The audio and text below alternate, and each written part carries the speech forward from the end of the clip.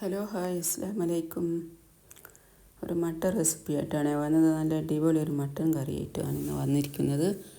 അപ്പോൾ ഇതിന് ആവശ്യമായ സാധനങ്ങളാണിത്. ഞാൻ സ്റ്റൗമേൽ കുക്കർ വെച്ചു. ഇനി അത് ചൂടായതിന് ശേഷം വെളിച്ചെണ്ണ ഒഴിച്ച് കൊടുത്തു. ഇതിലേക്ക് പെരിഞ്ജീരകം 2 നുള്ളി പെരിഞ്ജീരകം ഇട്ട് കൊടുത്തു. ഇനി 3 സവാള അരിഞ്ഞതാണ് ഇതിലേക്ക് ഇട്ട് കൊടുത്തത്. അതിന് നന്നായി വഴറ്റി കൊടുക്കാം. ഇതിലേക്ക് ഞാൻ ഇഞ്ചി വെളുത്തുള്ളി പേസ്റ്റും ഇട്ട് കൊടുത്തിട്ടുണ്ടായിരുന്നു. ഇഞ്ചി വെളുത്തുള്ളി ചെറിയുള്ളി പച്ചമുളക് ഇവ ചതച്ചത്, ഒരു 5-6 ചെറിയ ഉള്ളിയും ഒരു 6 അല്ലി വെളുത്തുള്ളിയും 2 പച്ചമുളകും ഒരു ചെറിയ കഷ്ണം ഇഞ്ചിയും. പിന്നെ അത് ഉപ്പിട്ട് കൊടുത്തു. ഇനി തക്കാളി 2 എണ്ണം അരിഞ്ഞതും അതും കൂടി ഇട്ട് കൊടുത്തു.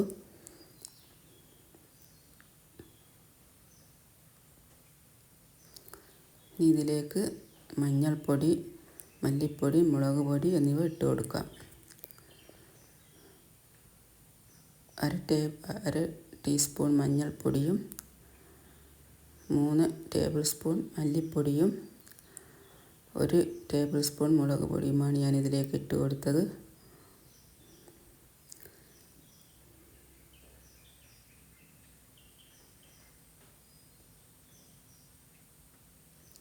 അപ്പോൾ നല്ല ഒരു അടിപൊളി കറിയാണിത്. അപ്പോൾ ഇനി ഇതിലേക്ക് നമുക്കിത് ഈ കഴുകി വെച്ച മട്ടൻ ഇതിലേക്ക് ഇട്ട് കൊടുക്കാം. നല്ലൊരു അടിപൊളി കറിയാണ് കേട്ടോ. നല്ല പെട്ടെന്ന് നമുക്ക് ഉണ്ടാക്കിയെടുക്കാം. പണ്ടൊക്കെ ഉണ്ടാക്കുന്ന രീതിയിലുള്ളൊരു മട്ടൻ കറിയാണിത്. പക്ഷേ കുക്കറിൽ ഉണ്ടാക്കുന്നതെന്ന് മാത്രം. കുക്കറിൽ നമുക്ക് പെട്ടെന്ന് ഉണ്ടാക്കിയെടുക്കുകയും ചെയ്യാം. ഏത് ചെറിയ അറിഞ്ഞൂടാത്ത മക്കൾക്ക് കൂടി ഇത് ഉണ്ടാക്കിയെടുക്കാവുന്നത്. ഇനി ഇതിലേക്ക് ഞാൻ തിളച്ച വെള്ളമാണ് ഒഴിച്ച് കൊടുക്കുന്നത്.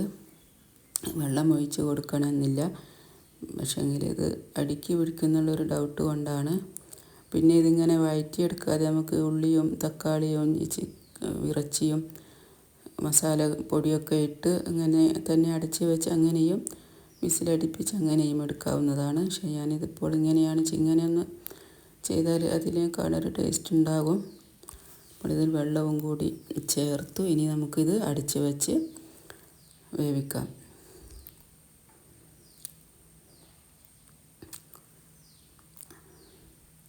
ഇപ്പോൾ ഞാനിത് കുക്കർ അടച്ച് വെച്ച് വിസിലിട്ടു.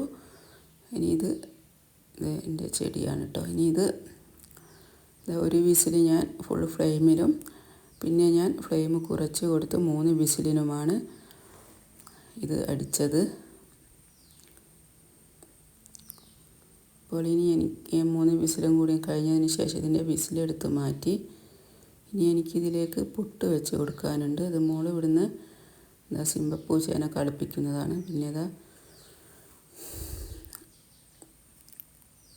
4 വിസിൽ വന്നതിന് ശേഷം ഞാനിത് വിസിൽ ഊരി ഇതിൻ്റെ മേലേക്ക് ഞാൻ പുട്ട് വെച്ച് കൊടുക്കുകയാണ്. പുട്ടും മട്ടൻ കറിയാണ് കേട്ടോ. പുട്ടും മട്ടൻ കറി നല്ല കോമ്പിനേഷൻ അല്ലേ.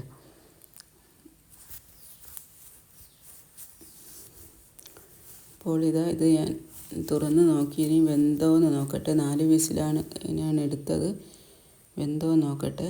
വേവ് കുറവാണ് കണ്ടിട്ട് തന്നെ. അപ്പോൾ ഞാനിത് ആദ്യം പിന്നെയും അടച്ച് വെച്ച് 2 വിസിൽ കൂടി വരുത്തുന്നുണ്ട്. ഇപ്പോൾ ഇതിലേക്ക് ഞാൻ 1/2 ടീസ്പൂൺ ഗരം മസാല പൊടിയും പിന്നെ കുരുമുളക് പൊടിയും ആവശ്യത്തിന് കുരുമുളക് പൊടിയും ഇട്ടിട്ടുണ്ട്.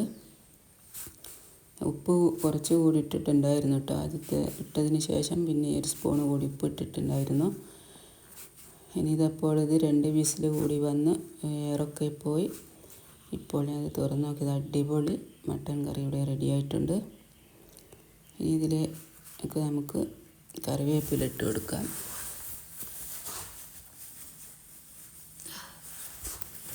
നിങ്ങൾക്ക് ഈ റെസിപ്പി ഇഷ്ടമായെങ്കിൽ സബ്സ്ക്രൈബ് ചെയ്യാനും ലൈക്ക് ചെയ്യാനും കമൻറ്റ് ചെയ്യാനും മറക്കരുത്. ഇപ്പോൾ നല്ലപോലെ വെന്ത് വന്നിട്ടുണ്ട്. ഇപ്പോൾ ഞാൻ കറിവേപ്പിലയും കൂടി ഇട്ട് കൊടുത്തു. ഇനി